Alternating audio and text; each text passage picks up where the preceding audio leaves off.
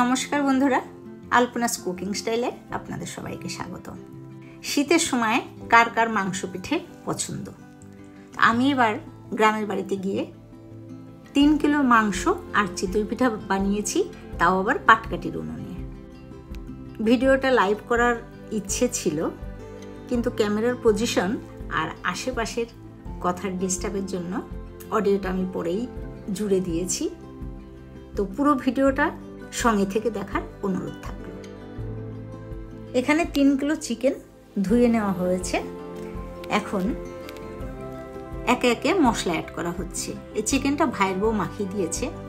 এই মশলাগুলো ধনের গুঁড়ো, জিরের গুঁড়ো, হলুদ, কাশ্মীরের লাল লঙ্কার গুঁড়ো, চিকেন মশলা, লবণ, সর্ষের তেল, আর বাটিতে আদা বাটা, রসুন বাটা, আর প্লেটে রয়েছে আলু, পেঁয়াজ আর টমেটো। চিকেনটাকে ভালোভাবে মাখিয়ে দিয়ে দিল। এবার আমি রান্না করতে বসলাম। কড়াইতে সর্ষের তেল দিয়ে দিলাম। 3 কিলো চিকেন হিসাবে যতটা পরিমাণ তেল লাগে। তেল গরম হওয়াতে তেজপাতা, শুকনো লঙ্কা, কিছুটা গোটা গরম মশলা আর দিয়ে দিলাম জিরে। এসব মশলা যখন ফুটে গেছে তখন এর মধ্যে আলু দিয়ে দিলাম।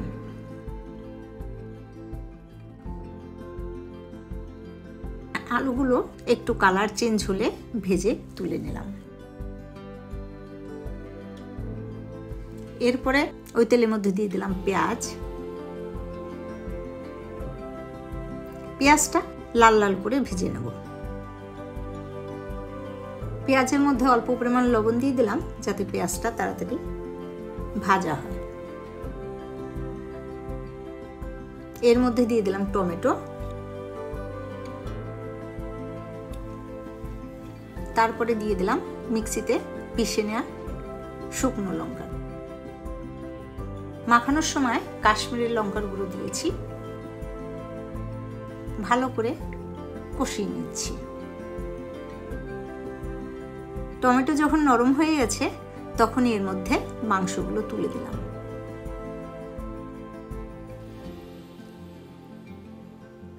অনেক বছর এই পাটকাঠির উনুনে রান্না করার অভ্যেস নেই, আমাকে মানা করছিল।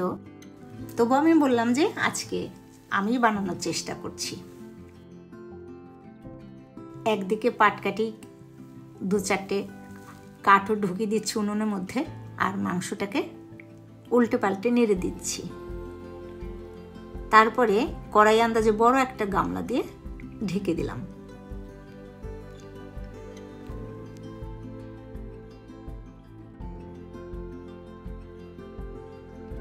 ঢাকা দিয়ে দিয়ে কষিয়ে নিচ্ছি। মাঝখানে 4-5টে কাঁচা লঙ্কাও চিড়ে দিয়েছিলাম।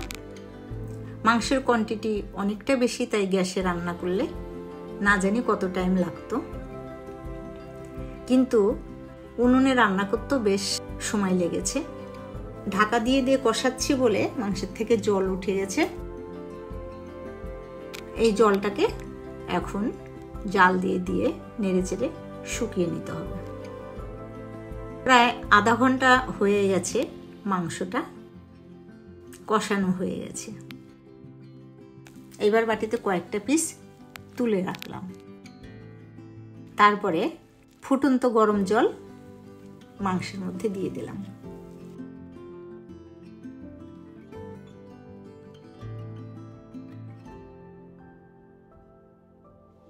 আর ভালোভাবে মিশিয়ে নিয়ে আবারও ঢাকা দিয়ে দিলাম। এবার মাংসেতে জল দেওয়া হয়েছে, অতএব রীতিমতো মাংসটাকে ফোটাতে হবে। উনুনের মধ্যে পাটকাঠি আর 2-4টে কাঠ দিয়ে দিলাম যাতে জালটা ভালোভাবে হয়। তো এইভাবে মাংসটা একটু ঝোল ঝোল নামিয়ে নিতে হবে। মেন প্রসেসটা হয়ে গেছে, তাই জন্য আমি লাস্টের দিকে আর দেখাচ্ছি না, কারণ পিঠে রেসিপিটাও দেব। চিকেনটা হয়ে গেছে। এইবার সাজের পিঠে বানাবো। অনেকে এটাকে চিতই পিঠাও বলে। এখানে 3 কিলো চাল গুঁড়ো করা হয়েছে। তার মধ্যে কিছুটা চাল একটা গামলার মধ্যে মা তুলে দিয়েছে। এইবার আমি সেই চালটাকে গুলে নেব। এই চালটাকে হালকা উষ্ণ গরম জল দিয়ে ভালো করে মাখিয়ে নিচ্ছি। যেইভাবে আটাকে মাখে ওইভাবে একটু লিকুইড অবস্থাতে ভালো করে মাখিয়ে নিচ্ছি। যতটা চালের গুঁড়োটাকে মাখানো যাবে ততটা কিন্তু পিঠে সুন্দর হবে। চালের গুঁড়ো যখন পরিমাণে বেশি হয় তখন কিন্তু চামচে মাখানো যায় না, হাত দিয়ে ভালো করে ফেটিয়ে মেখে নিতে হয়।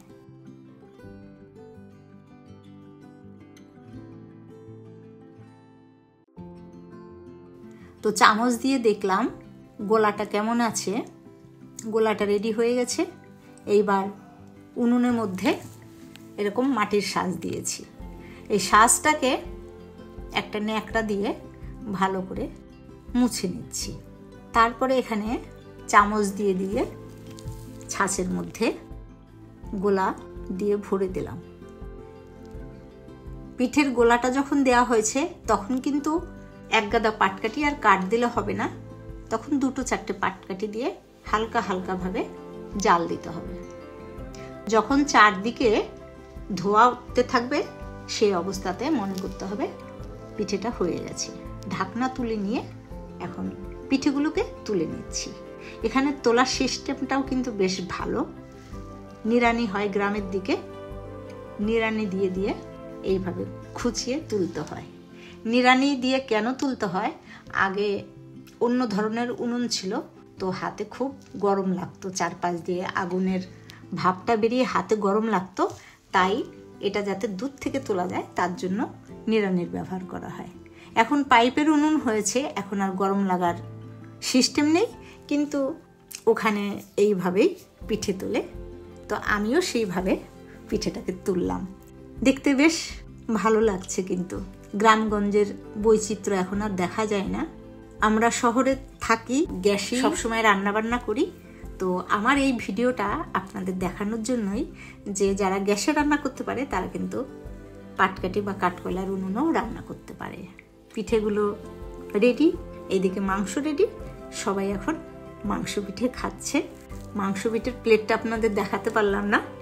রেসিপিটা যদি ভালো লাগে, রেসিপি মানে এটা কমন রেসিপি, পিঠে আর মাংস বানানো খুবই কমন, কিন্তু আমি গ্রামের দিকে যেহেতু কাঠকলার উনুনে রান্না করেছি সেহেতু এই ভিডিওটা শেয়ার করলাম।